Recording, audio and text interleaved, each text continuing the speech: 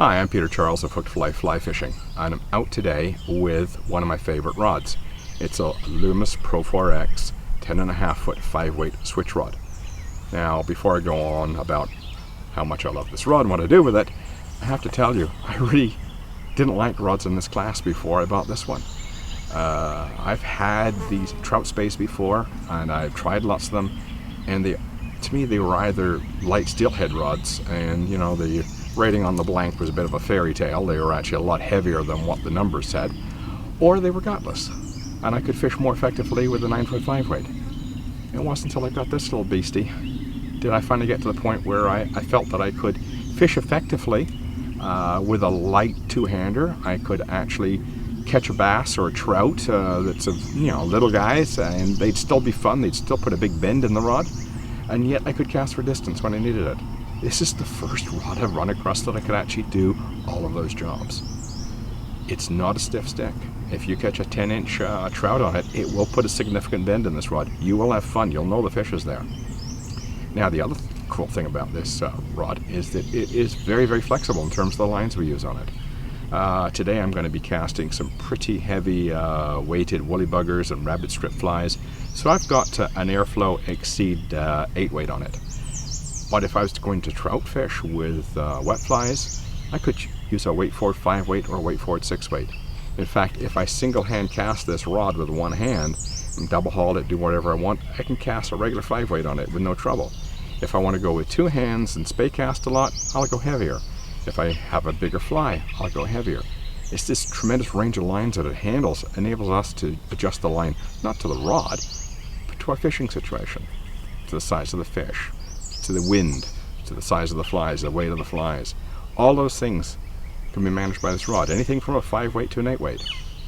As an example, one of my favorite lines on this for overhead casting is 40 plus 5 weight.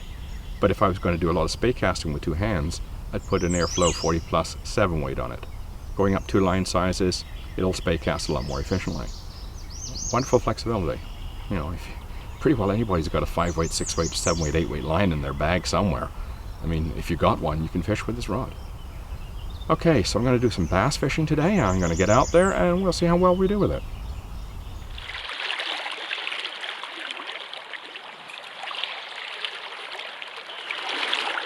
About 60-foot casts with a single hand line and then honking huge fly on the end with a tungsten cone and a load of lead and a rabbit wing.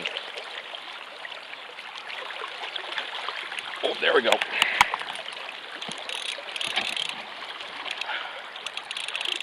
Now look at the bend of that rod. This is a half-decent bass. It's probably not a huge bass, but man, it's a handful on this rod. This is what I love about this thing. I mean, an average bass is just a hoot. This is the first rod in this category I've ever owned or tried that made an average fish run great. Oh, look at that. Now it's my phone ringing too. Right in the middle of a fight. There we go.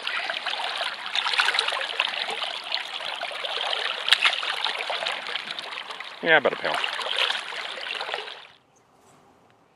Hi, it's time to do some trout fishing, and the line I've got on it now is a weight forward 5 weight trout line. It's an Airflo Ridge presentation line, and I'm going to take it out and do some trout fishing with it and show you how far I can cast it. And this is a switch rod I'm doing it on, and it's going to cast its rated weight in a trout line. It gives you an idea of the range of lines this rod will handle. So let's get fishing. I don't have to load it up ridiculous levels to make this thing work. There we go, bingo. Beautiful single Spey. Nice tight loop. Straight out there. No thrashing it or whacking it to make it work. Just a nice smooth stroke. Make your D-loop. Nice smooth stroke. Away it goes.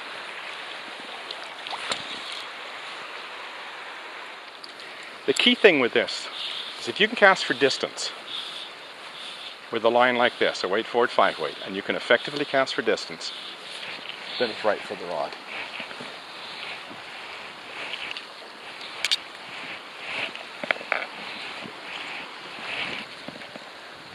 There we go. That almost went all the way out. I might be able to get to the backing knot.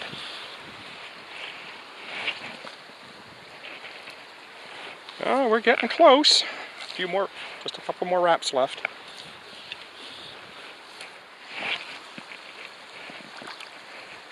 Well, that's close. Got a little streamer on here. My mini brown pattern. And we'll see if we can pick up a fish. Now, this is a perfect example. This is real trout fishing now. We're not screwing around with long hero casts. Work this riffle down here. See what we can pick up. So this is real trout fishing. Overhead casting. Weight forward 5-weight trout line. Airflo ridge presentation. And I'm just working a little streamer. Well, the river was in lousy shape and the fish didn't cooperate, but you got to see what this rod can do. Now, imagine that. I'm casting single-handed with this rod and had almost the full line off the reel, all except for a few feet. I mean, we're casting in the range of 90 feet with a trout line. So give that some thought for a moment. I mean, that's just amazing that this rod can handle a trout line. Short distance, long distance, overhead casting, spey casting, it didn't matter. I mean, this rod was delivering with a weight forward 5-weight trout line. Now, I mean, that's the true measure of a rod like this. Can it cast its weighted rate in a trout line and do it both spey and overhead and be effective? And this one can. So next we're going to take a trip down the river. We're going to see if we can catch some bass, and I'll be using a Skagit rig instead. So let's get going. Hi, the trout fishing is done. So now I'm out with Skagit set up and I'm going for bass. Now normally I don't use Skagit for bass, but I want to show what this rod can do. So I have an Airflo switch Skagit, which is 360 grains, and I have a flow tip on here, an Airflo flow tip, and it's T7, 10 foot long. And I'm going to throw some streamers. So well, let's see how we do.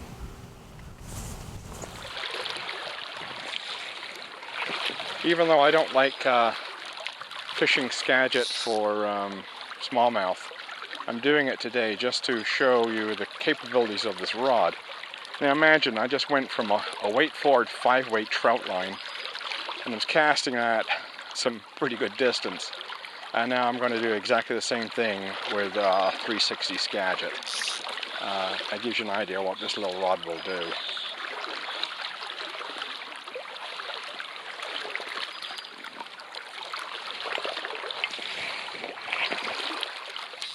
Boom. Still pulling line off the reel.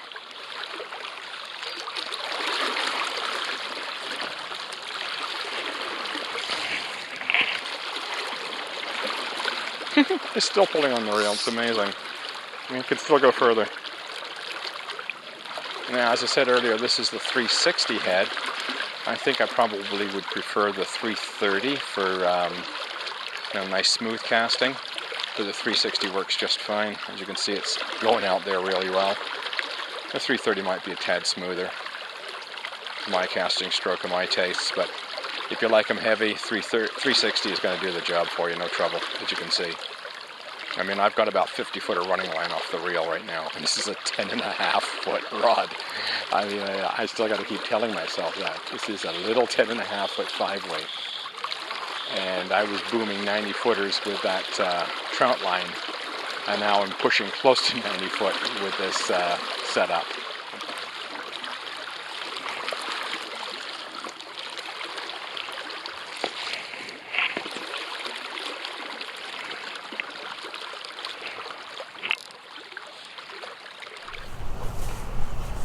Okay, that's it for the day. Bass weren't cooperating, but can't expect much. The river was in such bad shape.